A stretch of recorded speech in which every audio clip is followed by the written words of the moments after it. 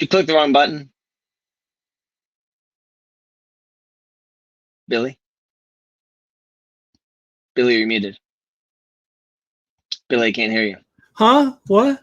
Did you click the wrong button like four times? What?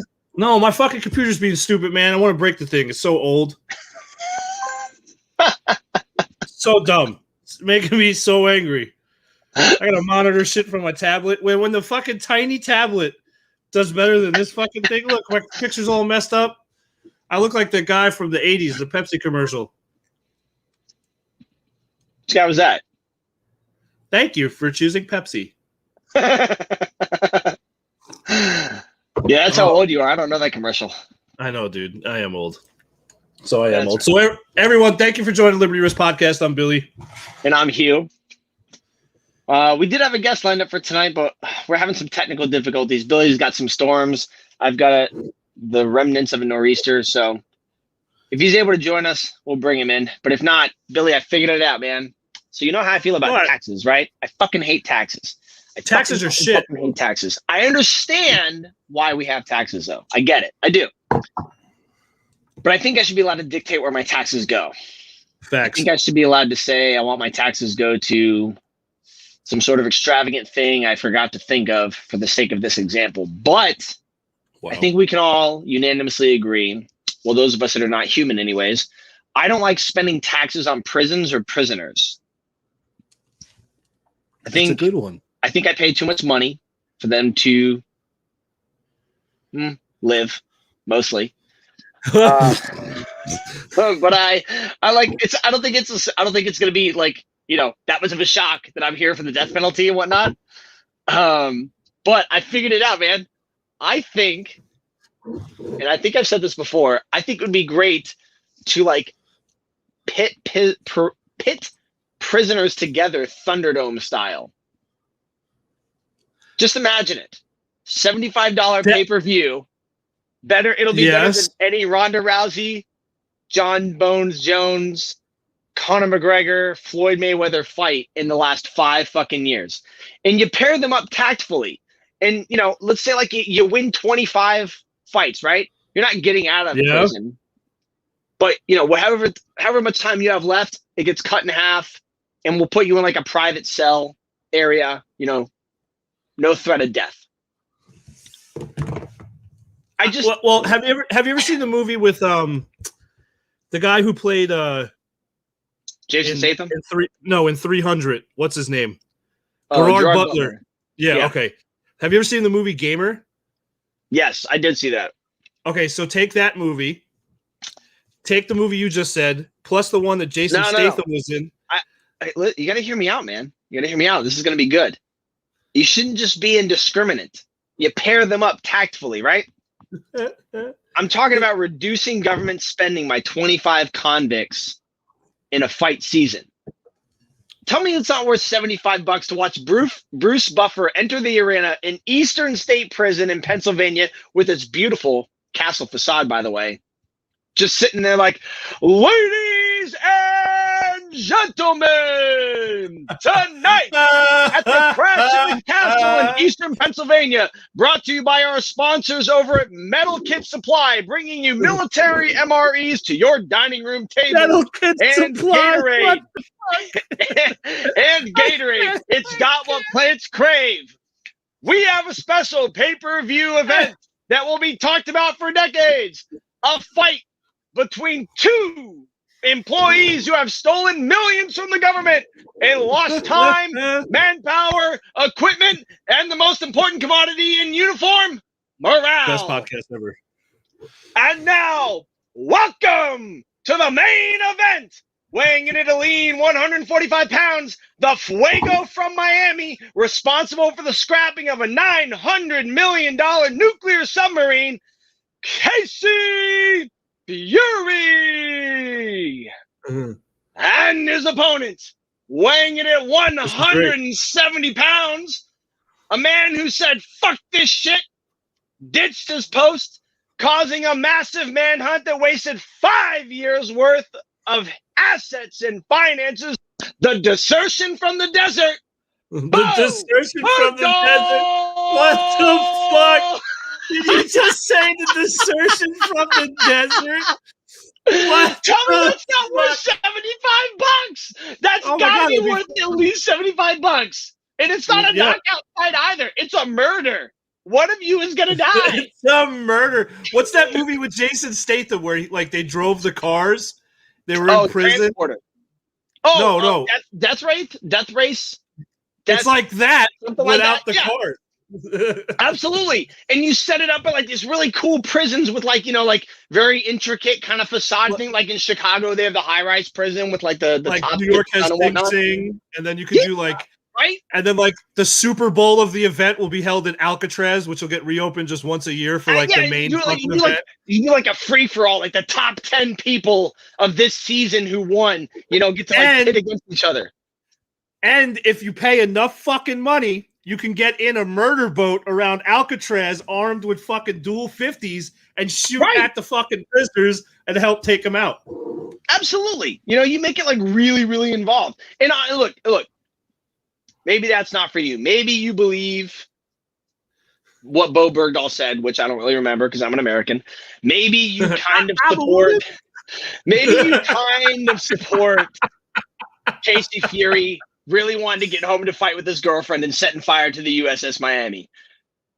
Just for you, we have the battle of the bitches. Chelsea Manning against Edward Snowden.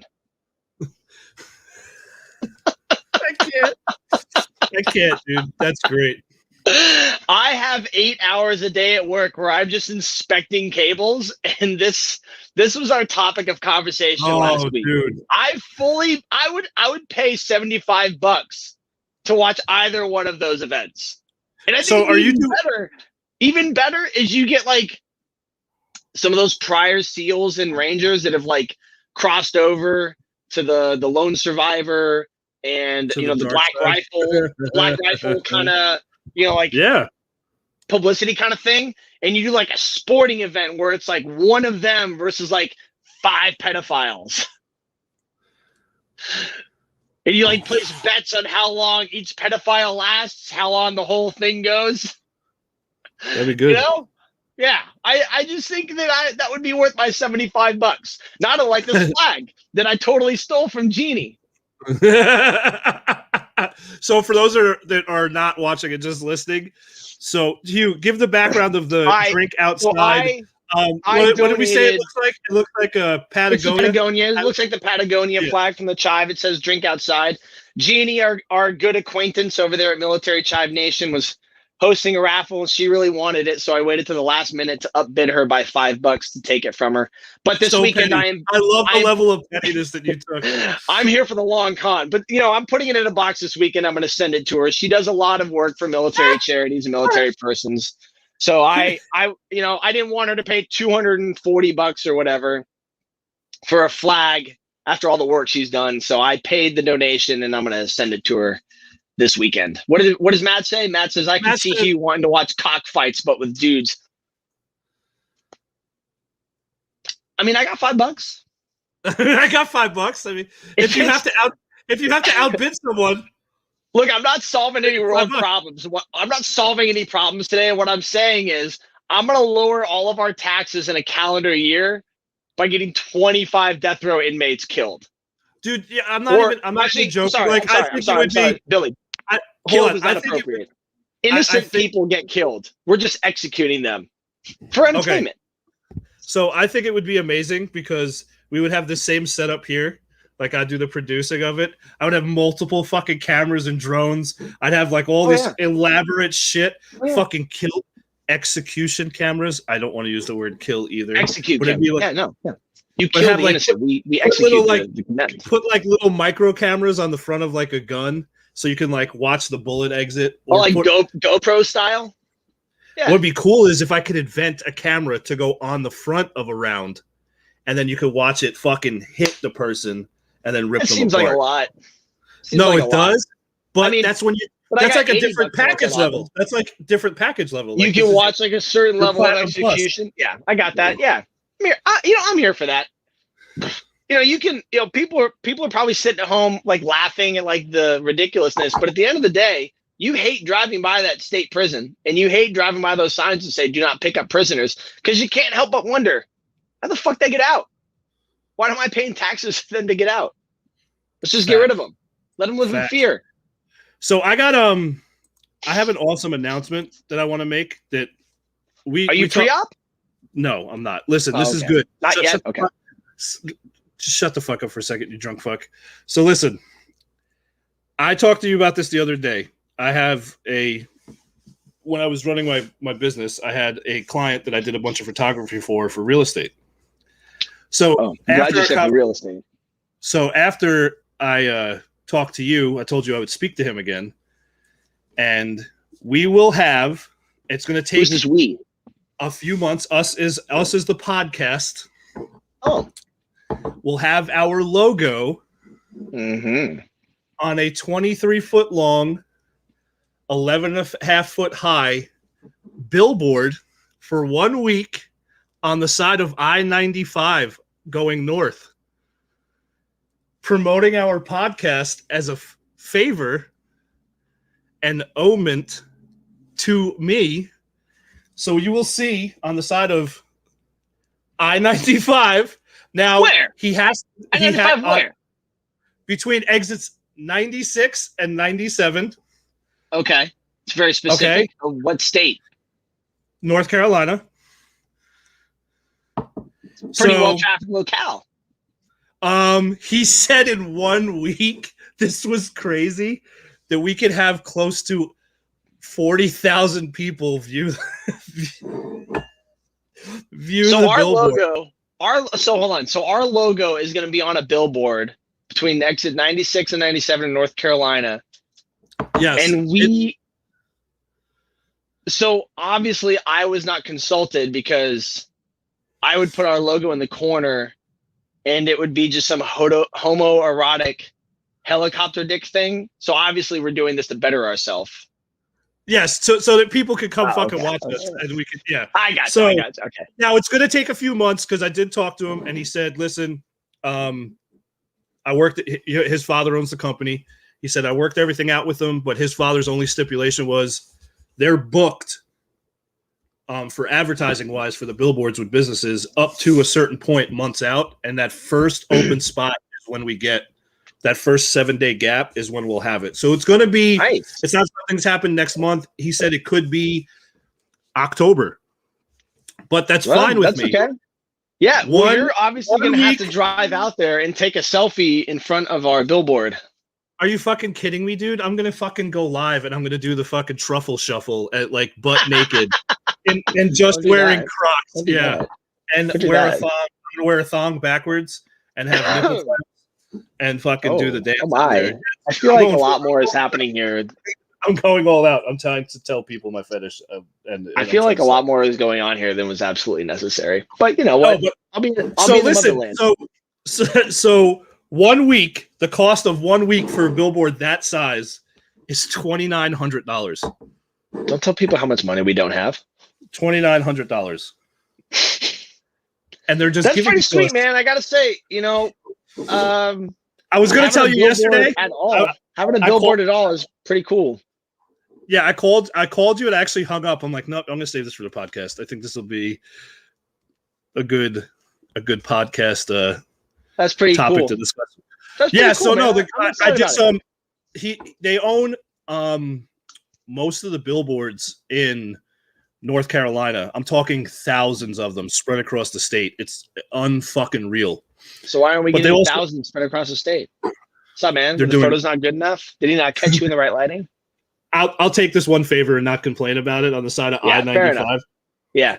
Oh, then I'll have him and said, "Suck it, Genie. I'm on a billboard." And I have your flag. Yeah. So everyone that said congrats and thank you. Yeah, it is pretty. As very exciting. That's pretty cool. Obnoxiously awesome. Yeah. No, it is obnoxiously awesome. So I did some commercial photography for commercial real estate. And the guy I wound up working out a deal, and this is where I'm at. So it's pretty hold on. Before we lose the motion here in the train. Today's Billy's birthday. So if you guys haven't wished him a happy birthday yet, He is tired of his Facebook. Please wish Billy a happy birthday throughout the entirety of tonight's show. Please and or thank you. Crocs with the Spurs, Billy. Jeannie says Crocs with the Spurs. That'll happen. I'll do it. You guys send me weird shit to wear for that, and I'll make a video and I'll fucking do it of me dancing on the side of the highway. I have no shame. I have no one to impress anymore. I'm getting old. I remember, speaking of shame, I remember one time my mom was talking about the walk of shame. I was like, well, you have to have shame to feel the walk of shame. We stopped connecting after that. Jeannie said, happy birthday, Billy. I would have posted, but I'm banned. Yeah. Sorry, Jeannie. That's what you get for butthole pics all over the interwebs. Oh, this is Meg. This is Meg says, Billy, what the fuck? Why didn't you tell me it's your birthday, you stupid fuck? I have to get you a present now. Meg, it literally, when you wake up in the morning, Facebook tells you it's Billy's birthday. That's how I know. It does. Yep. And I know because Billy's never messaged me happy birthday because I don't let Facebook know when my birthday is. Billy's over here freaking out like an old man trying to work a new remote. Oh, Hugh, look who we got in here. What up, Daniqua? people? What's up, girl? What's up? Daniqua. Multiple times that people called the house like, is Daniqua there? Matt's like, nope, not tonight. Is Daniqua there? And Matt's like, When I was again. there, when you're gonna call me that, I'm not. Yeah. Matt's like, try it again. Daniqua? Nope, sorry. He does that when people call? That's so. Well, that's a dumb question. That does happen. I don't remember how Siri says it, but Siri doesn't say it right either. It's very offensive. Siri says Daniqua. Yeah. But, she's a dumb cunt in an Apple product, so fuck her. What's going on, D? Not much. Survived Snowmageddon, Virginia version, not Texas version. And a warrior on campus. So nice. Nobody died this week, so we're doing pretty good. That was this week, right? Yeah. Yeah, you're good this week. All right, good. Yeah. But fuck you, Hugh. My fucking computer's blowing up now. You asshole. You're welcome, buddy. I'm here for you, bro. Hashtag blessed. Hugh's customer service skills always on point. I know, right? Fucking destroy his notifications. Don't ever say I didn't do anything for you. Oh, yeah. Denny, what did you guys? So this is your first big snow since you guys have been down there, right? Yeah. The first year we had the farm, we had some decent snow because we did some sledding on the front 40. Okay. What about this year? What was the big hardship? Dude, that ice storm here was, brought a lot of trees and shit down. So just kind of redecorated the farm a little bit, and then everything turned to a sheet of ice. So it was a little bit of a shit show. Same. But I have enough food for a month, so that doesn't really bother me. Yeah, for those of you who don't know, I'll wait it out. Danique has a deep freezer and 3 refrigerators with freezers, but still buys dinner every night instead of using what's in the stores. Hey, listen, I grew up in Germany. I know about food insecurity. I grew up with crazy parents. Yeah, fair enough. So I'll tell you about my winter experience. Obviously, so for those of you who don't know, I live in a Chateau de Camper, and homeless trailer. So I had some problems with the propane a little bit. Weather got too cold. Propane doesn't convert to a gas, so I figured that whole problem out. Except my dumb fucking dog, who still has to go out and use the bathroom. So I, shoveled them a little area and a path and whatnot. And I've been throwing down ice melt and whatnot. This stupid fuck met his first skunk last night. Oh, it didn't happen, did it? At 10 o'clock. Oh, goodness. What are you doing? I thought I was burning my camper down. I thought it was melted rubber or pipe. And honestly, after 3 minutes of realizing what it was, I'd have been okay with it because it wouldn't smell that bad. And then he comes in the camper like, I'm like, God, take it outside. Get the fuck out and go do whatever that is out there. And I'm in a full panic because I don't know what the fuck is going on because I've never owned a camper and my dumbass wasn't smart enough to buy it in the summer to troubleshoot these problems. So This is smelled- great. This is fucking gold. It smelled atrocious. I had it in the bath with a big, huge bowl of Dawn dish soap and baking powder, back and forth between that and a big bowl of hot water and vinegar until it was finally time to give him a Burt's Bees shower. But then all night in this camper, it smelled like burnt rubber and Vaseline, like an army barracks. And I'm just like laying there. I'm laying there with my little fucking aerosol thing, and my wall is like right here. And so randomly, when it would wake me up in the night, I'd be like, okay.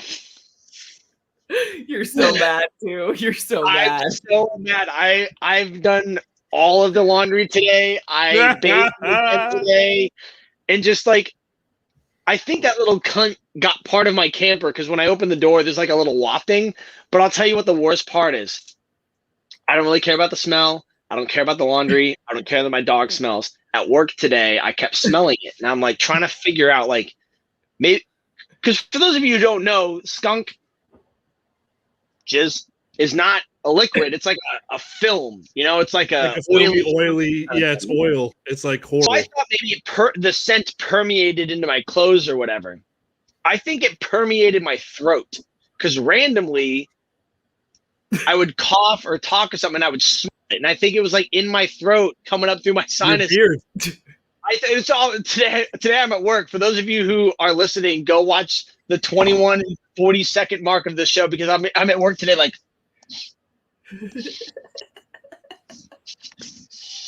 trying to get into my beard and mustache. Like, is that where it is? Is that where it is? I gotta get rid of it. Like, these people are gonna smell like, oh, who smells like skunk? Me and my dog's my bad. I was going to take today off, but I only have 6 hours of leave time because I just started like 28 days ago. So it was. I cannot believe this. Your dog got skunked. It was like 24 degrees. It was. What the fuck was a skunk doing out at 24 degrees? Valid question. They love that shit. The skunks in there's so many skunks in Connecticut. When I was there, if you ever run over a skunk, it is the worst. See, that's the thing. That's the thing. Underneath your car. I have smelled skunk on the road before. I did not realize it up close and personal. It was going to smell like a Vaseline factory caught fire. What's with the Vaseline, by the way? Like, you're really in it. That's 4 times now. Vaseline factory caught fire next to a latex plant. 5. Yeah. I didn't realize that's what it was going to be like. So when he came into the camper, I was like, Jesus, hell. And then I felt really bad because I had to take him into the house to bathe him. So like everybody in the house is asleep until I open the door. Now they're like, oh shit, that's a skunk. What the fuck? Oh.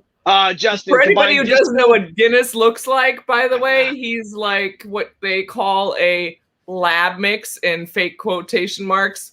More on the Pibbles side of the family with an adorable pink nose and a gray mustache. Guinness, you got a gray mustache, you old fuck? You're a little bit. Not even waking up anymore. Not even waking up and he has anymore. freckles on his muzzle. Booby, you got freckles? No, you have stains now. You fuck. I know he didn't try to eat it too because he's never seen it before. I know he like tried to play with it. I know he like tried to like get close to it and like the baby bunnies he almost killed at the farm. One time that happened. It was squeaking like a toy. What is he supposed to do? But yes, or like Whiskey's cat murder. Yeah. So I guarantee that thing was like nay moose breath, and then here we are. Smells like Lysol and pine needles in this bitch. Oh, aphrodisiac. So it's horrible. The north. So bad. It's such a bad. So bad. Justin said, "The only thing worse is porcupine." Oh God. Oh. No, thank you. No, they shoot that shit, and those are not small, actually. No, porcupines are not. They're not a small animal. It's like the whole hedgehogs. What did Justin say, Billy? Combine Dawn dish soap, hydrogen peroxide, and baking soda in equal amounts. Lather the dog up with it and leave it on the fur for 10 minutes, and then rinse. And then he goes, living on the farm, we deal with skunks way too often. All caps, maybe. Yeah, way too fucking often. Jesus, way too often. Oh Did God, he- that's We Denise, actually what just else talked is going about on that. down there? Knock on wood. We have not had a skunk near the farm yet. it's Fingers gonna crossed. happen. They're coming Yeah, troves yeah. now. Yeah. Did he? The What else ducks is are going gonna on get down in there? trouble. I don't know. What exciting things are happening? Is your warrior in his first week, or her? Excuse me. Is your warrior in their first week? Goddamn PC. The fun story of pronouns actually came up a couple times. Matt went on a rager. I went on a rager. It's actually a she. She's an army vet, and she has Nimitz. Oh, So nice. So they should be testing probably this weekend. Good deal. That's awesome. I assume it's going well. Oh, fuck yeah. Good deal. Yeah. She's awesome. probably not watching. You don't have to lie for her. Come on now. Well, first of all, she probably is watching, and apparently half of my warriors already talk to her all the time. Richard, Billy, I don't even know who the fuck else. I've said nothing. First of all, I totally appreciate that. That's some dope ass mentorship. Please keep that going. Yeah. I really So love it. Hugh initiated me in with that whole keeping That that sounds flow weird. going. Hugh, can you please let me know what to expect during service dog training? Fuck you, Billy. Not happening. Okay, Hugh. I'm not good gonna let conversation. you guy me out to Matt, you piece of shit. You think that's the hill I want to die on? Hell no. Yeah, because that would happen in the long truck rides that we have with Matt going from training location to training location. So, what do you think of the service dog training? Oh, Hugh informed me of everything before I got here. No, thank you. Nay, moose breath. Oh my God, so bad. Well, that's good. So- I'm glad your Warriors time is going well. I don't really want to ask a whole bunch of like personal questions like is she local and single and other things that aren't relevant to me. But so she has I know the Nimitz guy who going. moved up north and is about to deploy. Like, what the fuck are you asking? I know, right? Yeah. I am Stupid. curious about the work environment though, because a lot of your Warriors have various work environments that you've had to adopt a dog to. What is her work environment compared to some of your other Warriors? She's a parent and an active duty spouse, and actually a very avid skydiver. So we had the conversation that the dog is not trained for that. Yeah. Dog's not trained for that yet. Actually true. I did say that, there's plenty of people in the Virginia area that are very good at jumping with dogs. I'm sure we could find somebody to teach her and guide her if that's what she wants to do. Yeah, That just go near Dam Neck and flag down one of the seals going to and from work and see what can happen. Yeah. Yeah, Hey, bro, don't I got know, 20 it's like bucks. that. You can stand on the side of the road and be like, hey, bros, one of you. Hey, could you teach me to jump with dog, please? Hey. You know I'm not going to ask like that. Let's be real. Never going to happen. Thanks, Billy. No, appreciate the invitation. He's gonna be like, I got half a deer in a deep freezer if you hook a brother up. Yeah, so from that aspect, I mean, it's, that partial active duty lifestyle in Virginia. Is she a reservist or she's prior active? No, she's prior active. Okay. Awesome. But yeah, basically the skydiving really stood out for me. I think that was Yeah. first I mean, for that, having a hobby skydiver. Like, okay. so It's not it's not that you can't go skydiving, but I've been a few times, and I don't want to say it's a lengthy endeavor, but there's a decent amount of time in which you got to be prepared to be kind of sitting by yourself or with your group. And you're putting a large amount of trust in the person that's strapping you up, Baby Bjorn style. No, I think she jumps by herself, so I'm pretty sure like she's doing all the grown up things all by herself. Nice. I'm totally down for that. I really want to get my solo license, but I'm one of those poor pussy kind of people. Yeah, I've never jumped, so we had the discussion where I definitely want to Denise get a lot on of board fun. with that shit and It's a lot of fun. do those things. So well, I need to start learning because if we go back to a few episodes ago when it was just Rich and I because Hugh was working, and I explained how I want my funeral to go. that's That morbid needs as to fuck. happen. Oh, you didn't hear that one? I want to be strapped. Apparently I wasn't tuned in. Oh, it was. You should go back for those that missed it. It was pretty glorious. Our okayest Marine had some wonderful ideas on how that should go down. So, the open world's casket, okayest Marine. skydiving into the casket. It closes. Music gets played. It's gonna be a good time. Skydiving into, you mean plummeting? No, I want it to be a gentle falling. Oh, okay. I want people to enjoy it. Yeah, absolutely. Yeah. So Hugh, we had some. Danique was one of them. So Pamela said food porn should be a topic, and then Danique said, "I second the hashtag food porn or Hugh's food habits when drinking." Oh yeah. All right, I will talk about my food habits, but before that, I want to talk about my funeral arrangements. Thank you, Pam. I will talk about my funeral. So, as a Navy reservist, I have to ensure that a lot of my documents are up to date every single deployment. Whereas a lot of time when I have to duty, you do it the one time and you kind of, forget about it, especially when you get divorced and then that cunt takes everything. That all heavy, man. From the guy who's never been married, why are you so bitter? I know, right? Don't put that evil on me. I had to do my first will when I was 20 years old, and I have never changed it. I went into that guy's office. He hands me the packet. I start filling it out, and I start asking him some questions. And he's like, listen, the long and short of it is, provided it's not illegal, the Navy will pay for it. I'm like, oh, Lieutenant, you stupid fuck. Contraire. You stupid bastard. So as far as my will and testament is concerned, I update it every deployment because I'm a terrible, terrible person. I want my SGLI. Hold on. You stupid bastard. I don't know why I can see you sitting 3 feet away from this guy going, oh, Lieutenant, you stupid bastard. Straight face. That law degree did not teach you to be smart, sir. I got you. So my SGLI is going to pay for a booze cruise. And on said booze cruise, I have the whole band and everything is set up. They're the only ones allowed to wear black. But I have 2 lists of people invited to my funeral. One is a group of people that is allowed to come on said booze cruise. But another one is a list of people who are invited and who are to be turned away at the pier because I want nothing to do with them. I just wanted to cause just a little bit of discontent in their life one more time. And they're also to be given a goodie bag of defined items at the pier to remind them of why I fucking hate them. And then, of course, I would. John, what are you going to put some marketing stuff on those defined items? What are those? Oh, those items. Oh, they're going to be like tailored specifically to the person. Oh, Jesus Christ! Get out of here! I have a little fuck you bag. I have a 10-page list of things that has to go into my fucking will because they didn't have enough lines for it. And then, of course, I want to be buried in my birthday suit while Andrew WK sings Party Hard. But that's neither here nor there. My food habit. So. Hold on. Pamela asked me to explain my funeral. So before we go into the food porn thing.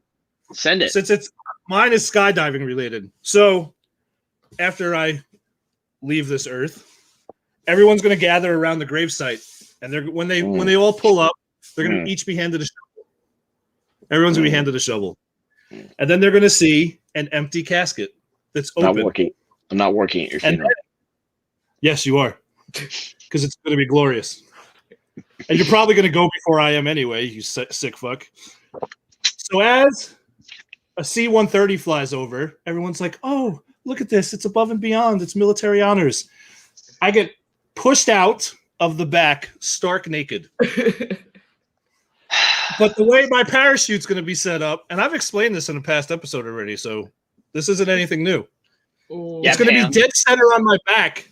As the parachute opens, I'm going to be facing down, looking at the world. Not really. Dingus first. Just going. Yeah, just going. Big old flaccid dingus plummeting towards the earth. But, so like I said, I got a good at least, with the quick advances in technology, it's going to GPS guide me directly into the casket that is open. And just as about 10 feet up, it's going to unclip the chute. And I'm going to fall into the casket. It's going to close and go straight down. And then as that happens, fucking tanks and fireworks are going to go off in this glorious show. Where the fuck are we getting tanks from? Oh, who the fuck do you think you are? No, this is going to happen. Look, this is going to happen. All right, okay, Patton Jr. Just give me this, damn it. So that's going to happen. And then as AC/DC, because they'll probably still be alive, because like them and Keith Richards are never going to die. They're gonna play their greatest hits in the background, and then everyone's just gonna one scoop of dirt and help bury me, and it's gonna be like a big sentimental moment. But you guys get to keep the shovels. You get to keep the shovels. Are they engraved? Something special? Yeah, everyone's for each person. Thank you for coming to my funeral. I love you, and then your name. It's gonna be a good time.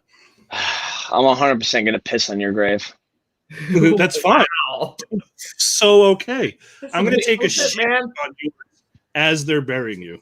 Listen, it's not like I've ever lied about who I am as a person. I mean, no, I expect nothing less. Valid. But so I expect Pam, you as your now that we've heard about Billy plummeting to the earth, dingus first. Oh yeah, hold on. I forgot the cremation plan. What? I just buried you. Now we're cremating you as well? No, so that can't happen. Okay. I want you, you know those big, huge fucking hurricane fans they have in like gymnasiums to help circulate the air? Like when you're in high school? Yes. So I want to be cremated, okay? But I want it to happen like in front of like my worst enemy, my ex-wife. Okay? Oh, sure. And then I want you to take my ashes, Hugh. You'll enjoy this. As she's standing in front of the fan, I want you to dust the back of the fan with my ashes so that it blows all over. But as she, and because it's going to be like this big, like, oh my God. And what do you do when that happens? And then she inhales it. So she swallows you one more time? Nailed it! Yes! And in the end, I will win. Oh, God. She swallows one more load of you. I am so complicit to fucking Jesus Lord. Oh, yes, Jesus. I fucked this shit out. So I have two options. Two funeral options. There you go. Oh, and Pam. It's valid, though, Pam, Billy. It's totally valid. Yeah, no, absolutely. Yeah. They said as I'm dying, like after I die, to literally, like when the morgue has me or whatever, when they put popcorn kernels in me before you cremate me, so that they all pop. All right. In the. Just saying, there's so many options. Look, it's possibilities. Come on, like it's death is so. Telehealth lately. I'm just saying, like, wow. Yeah, when's the last time you had therapy, man? You need to call your shrink, bro. Do you want my guy's number? The new meds don't work like they used to. Wow.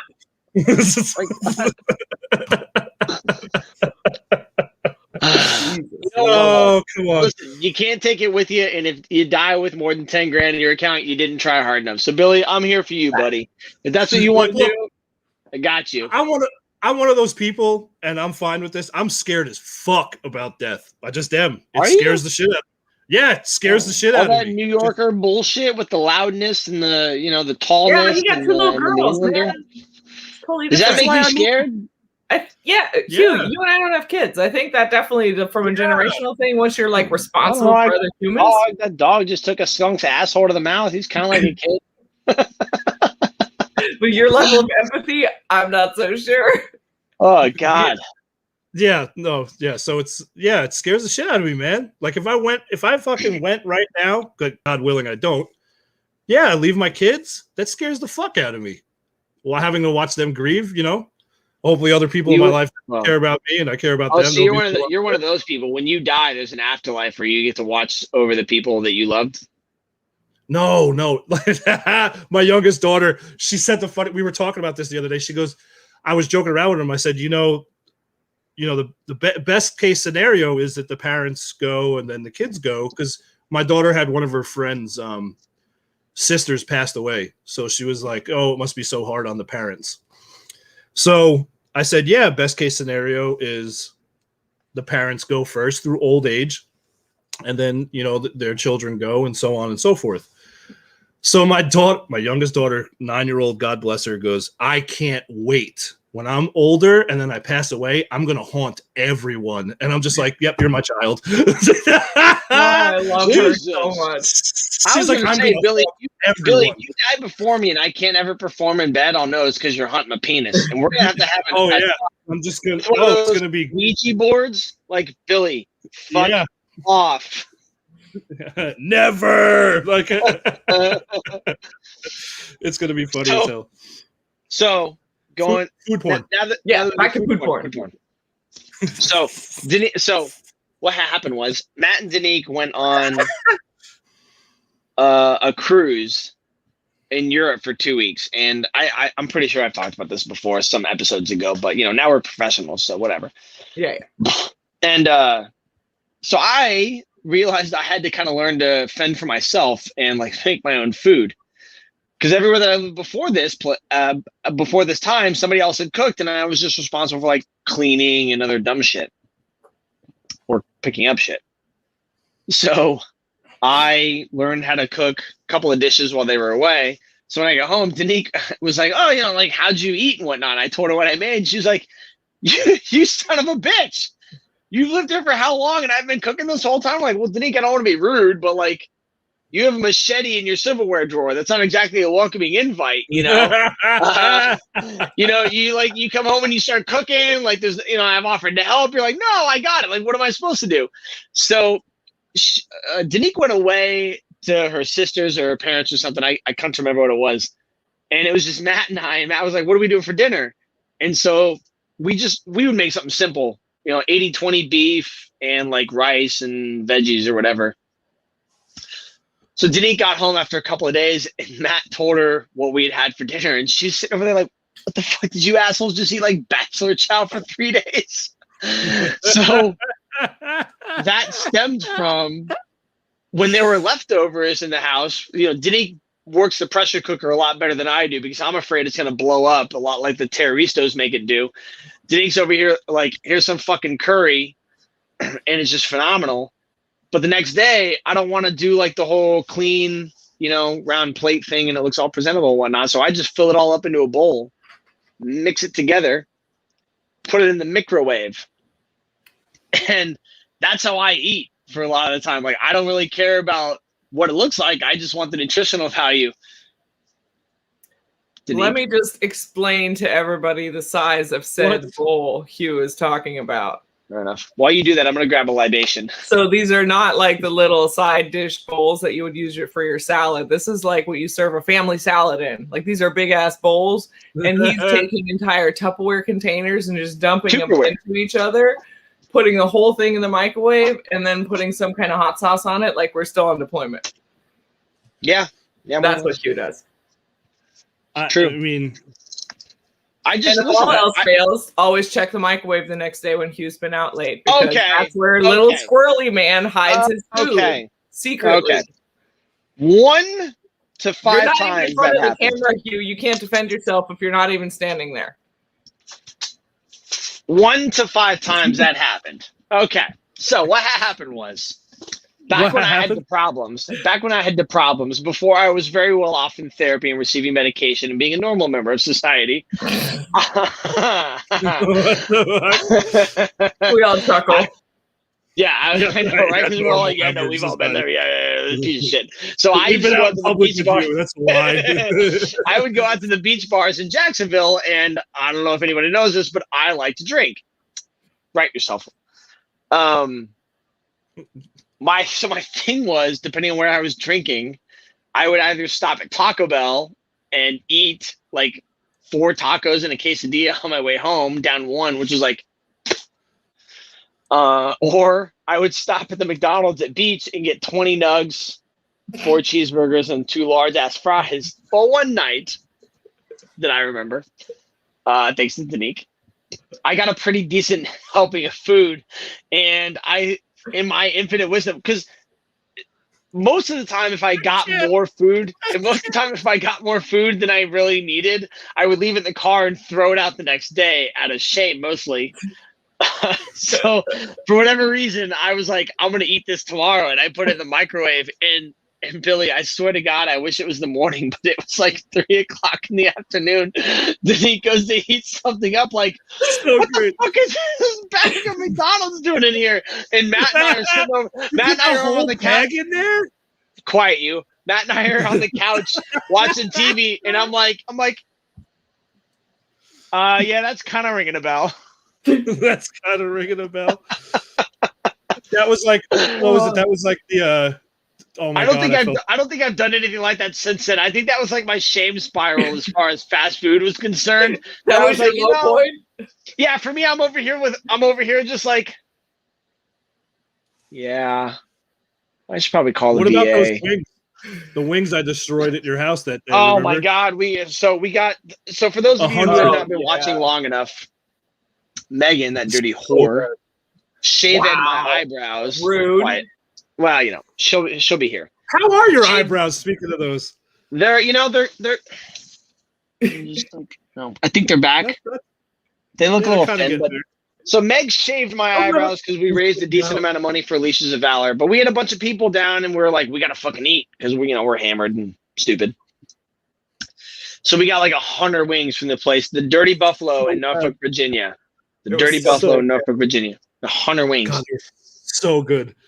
And Billy was housing the shit out of it because we spent all day drinking doing your event, the hiring event with you guys and Kairos and Climb 4 was there and Honor Foundation. Well, NVE and Honor Foundation. Yeah, so we were doing that hammered. podcast. I remember.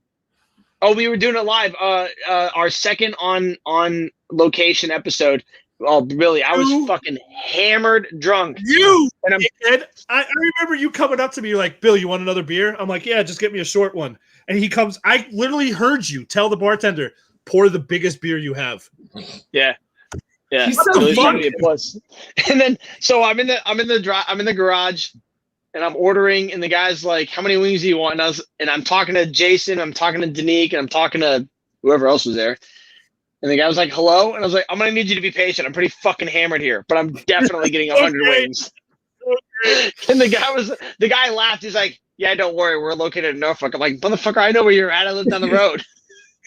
The guy was so cool. I was like, so chill. He was super. I was like, I'm going to need five 20 packs and 5 different flavors. And here's what I want. And he goes, you don't want the Jamaican. You want the such and such. And I was like, Jason, this motherfucker knows what's up, man. He did. It was such a great phone call. It was the best. I think the best food order I've ever heard. Yeah, it was pretty fucking good. Oh no, that guy was totally on the same page as we were. Like he was completely understanding where we were at that evening and what our needs were. Absolutely. I'm sure he could hear the obnoxiousness in the background because there was at least 10 people in your house, you. All within like earshot. There was a decent amount of people. So we had 100 wings. We ended up ordering a bunch of fries and drinks too. I was correct. That was a good night. I wound up eating half the wings. It's kind of scary. Yeah. I wound up eating almost 50 wings. So disgusting. We did spend all day like not eating and just doing interviews. Yeah. It was a long one. Makes my head hurt just thinking about it. Oh no, we didn't get breakfast till the next day. That's what it was. I thought, we didn't eat anything. We until went we down had dinner that night. We went down to Hair of the Dog down in Norfolk. For those of you that are listening, Hair of the Dog. We had waffles and other bullshit. They have some fast Bloody Marys too. We were sitting there and it was literally. We were just making noises while we were sitting there, like, ugh. Like we were just Jesus Christ! It fucking hurts to breathe. Yeah, definitely. We walked too, just to be safe, because I think we're still a little bit hammered, so we walked to be safe. For sure. You know, #safety. And you actually came up in a story the other day. Oh, hold on, Jeannie says 10 people and friends that he's ever made in his life. I fucking hate you, Jeannie. God, why do you suck so bad? It's not untrue. On to better quiet. But like for real though, yes. I actually, before we get into that, Danique, somebody was asking me about somebody was telling me I have more friends than they do, and I'm like, I have like 10 friends, and they were like, well, name them, and I got to like 6 before I had to really start guessing. Guessing? I'm like, I think they consider me a friend. If they consider me a friend, I consider them a strong acquaintance. I got to 6 until I started guessing. That's fucking great. So, Danique, I came up with a story. Can you explain to everybody your back in the day? I'm not sure if it's current, where people had to audition to be your Facebook friend. Oh yeah, no, that's still a thing. Yep. So I have to explain that to people. So could you please, for everybody, kind of get them up to speed, so I don't have to do the shame game? when Billy and I started this podcast, I asked him if I had to keep my social media, and he's like, "Yeah, why wouldn't you?" I'm like, "Well, because Billy, I value my privacy, and I don't really want people to know a lot about me unnecessarily." So, if you add me on Facebook, you're gonna sit in my friend request box for about 6 months. My reasoning is, people go out there and you meet people and they know your name and then they add you on Facebook. You don't know if we have anything in common. You don't know if I'm going to care about your life or the things that you did. You don't know that I'm going to burn your house down or you're going to hit my dog with your car. And if that happens, do I unfriend you? Do you unfriend me? Do we just wait awkwardly for 5 months to a year and then we just delete each other? I don't want to go through any of that. So I let you sit and wait and stew for a little bit in my friend request box, because eventually you'll be in there. You'll be like, "Oh man, let's see who added me," and then you'll be like, "Oh fuck, I'm still sitting here in this guy's box." But like, maybe enough time has passed that you're like, "Nah, this isn't going to be worth it," and you just delete me. As far as I'm concerned, once you're on my Facebook, you're not going to see a whole lot to begin with, because I don't really share a whole lot. I barely share enough of the links to our episodes, which Billy gets very angry about, but I'm like, whatever. I don't want a lot of people on my Facebook. So I've had people be like, actually, and by people, my grandmother mostly. My grandmother has definitely texted me and like, "How come you won't have me on Facebook?" I'm like, "Grandma, you don't want to see the shit I put on Facebook." She's like, Definitely "Don't swear when you text." And I'm like, "That's why you're not on my Facebook." I definitely had to tell my grandmother one time that the last thing that I had texted was a pro-life, pro-reduction of population argument. And she was like, "Why do you feel that way?" I'm like, "I don't really think that you need to be on my Facebook if you feel the need to ask those kinds of questions, Grandma." What does Meg say? If you're a real friend, you're in his notebook of names. When I first met Meg, I was at a chive party and she had smuggled back some Habasaki from Japan, which is the snake whiskey. I had won in a raffle one of those books from the chive, and on the cover it said "People I Should Kill," I think. I don't really remember. But I remember asking Meg to put her name in it, because I thought, for whatever reason, I thought that would be less awkward than asking for her number to stay friends. She wrote her name in it as Meg Cuntface Hall, and I've never deleted it. I still have the notebook. I haven't written anything else in it, but I plugged her name into my phone like that, and I only have 2 Megs. The other one, Danique, is Meg Reynolds, and randomly I'll accidentally dial her, and I'm like, "Oh, hang up. Nope, I don't need to talk to her. That's not the one that I meant." Definitely different political spectrum. Yeah, one is far leaning into the left, one's far leaning to the right. But yeah, if you add me on Facebook, I'm not, and I try to be as abundantly clear up front as possible. It's not that I don't want to be friends with people. It's that I'm totally okay if you decide that I'm not worth being your friend because I don't agree with what you believe. So why am I going to let you waste my airwaves with your liberal bullshit and your pro-life, pro-teachers raises, pro-student debt forgiveness horse crap just for me to sit there and be like, "Man, it must be really nice to live in this morally gray area." Of course, then they find out that I live in a truly morally gray area where my moral compass is so fucked up, I sometimes have trouble finding my truck at the end of the day. Oh my God. Oh my God.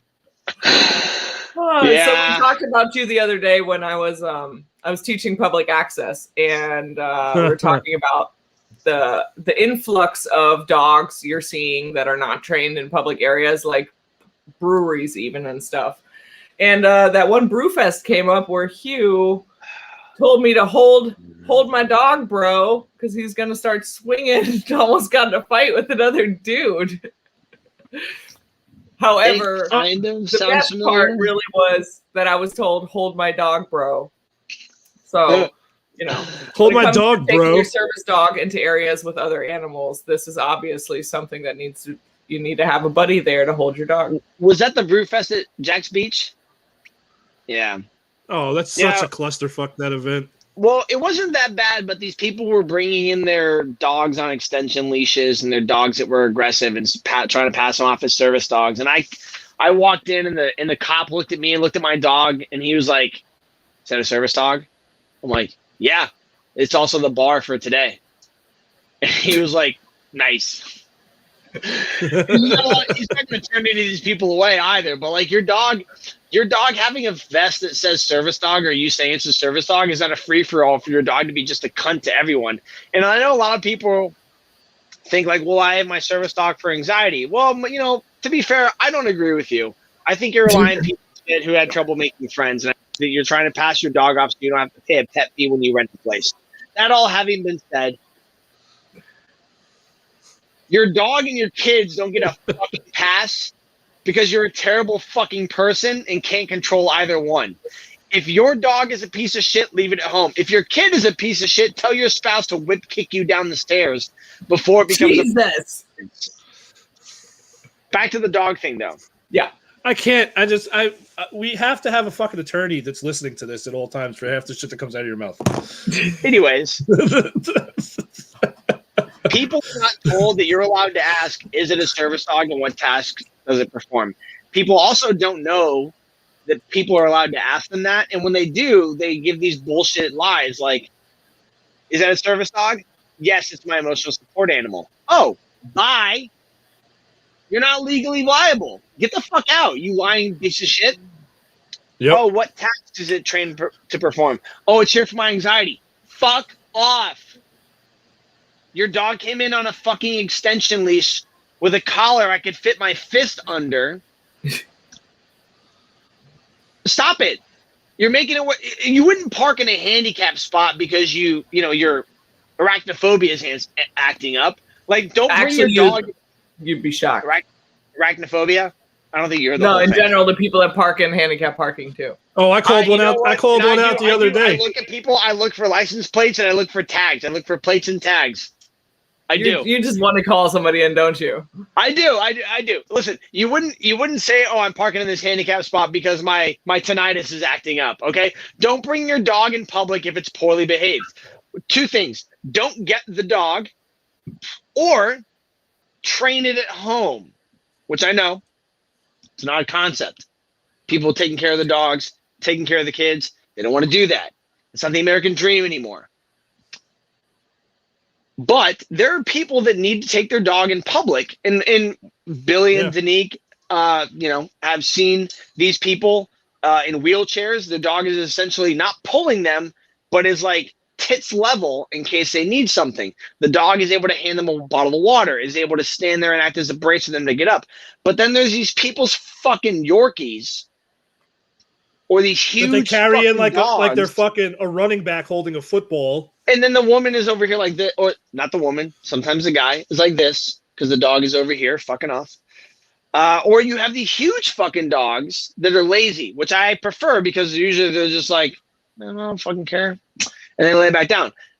But every fucking event, there's this one dog that just hates every other fucking dog. And it's like, oh, I'm really sorry. We're working on it.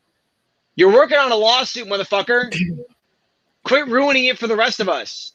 Like, Guinness is getting ready to retire. I'm about to go to Africa for a year. When I get home, Guinness is going to have a retirement ceremony, and that dude is going to get fucking fat, and he's going to chase fucking wabbits, and he's going to do whatever the fuck he wants to. Potato. But, yeah, potato. He didn't even move. There are people out there who need service dogs to get to and from places that your piece of shit fucking dogs are inhibiting, and it's because you won't train them. And you don't even have to pay a lot of money. You just need to pay a little bit because, you obviously don't know what you're doing. But the key with anything, Danique, Billy, prior military, you can back me up. It's consistency. Yep. You need to follow through with consistency. Just do a little bit of fucking work, and I will not need to punt your Yorkie back to your chest. Me and Danique had this conversation actually earlier today with my dog. I was talking about how Whiskey, she kind of reverted back a little bit because of the pandemic. But now that I'm noticing those things, we stepped it back up, got back out, and now I have a good routine to make sure that she stays on par. Then that's the difference is like what you said is the consistency, because there's even like with the girls' soccer games. When I was coaching, it was different. I told the kids on the team, don't touch the dog, leave the dog alone, don't call the dog, don't just pretend the dog's not there. You establish guidelines up front. Yeah, and they were great with it. They're like, well, can we pet the dog? I said, before or after the game, I'll let you guys pet the dog and everything like that. But during the game, you have to leave her alone. And they were great with it. And I've sent pictures and stuff like that where Whiskey's on the side of a soccer field, and she's not moving. Yeah. But, and I mean, those are not easy environments for a dog, first of all, because there's a lot of high-pitched noises, a lot of movement all over the place. Yep. And let's be honest, the little people, the children, all want to meet the dog. So it's also very stressful for any handler in those environments. But it's really good to get out. For those, you guys, the two of you know, for those of you who don't know, in 2019, early 2020, I was managing Old Dominion University wrestling team. We traveled. I traveled with the dog on the bus. We flew to Chicago. Most of the time, I would meet the other coach who would eyeball me and eyeball the dog. And I would say, hey, listen, this is my service dog. And they were usually really cool about it. And a couple times I would say, hey, listen, if it's going to help make things easier, let's go ahead and meet the dog.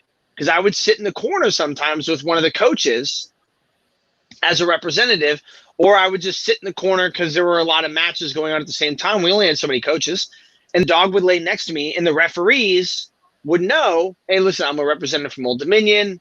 This is my service dog. The dog is kind of like behind and next to me. You're here to focus on the match. I'm here to focus on the match. The dog is good. You have to establish that kind of stuff up front. And you can usually tell people who are fraudulent because they don't establish those kinds of things up front and they're not paying attention. And honestly, at the end of the day, objectively, I get it. You want to bring your dog places. It's a new environment. By new environment, I mean like overall, right? Like it's a new atmosphere. It's 2020 plus. It's the late 2000 teens or whatever. Yep. People want to bring the dogs out. They want to do more stuff with the dogs. I get it.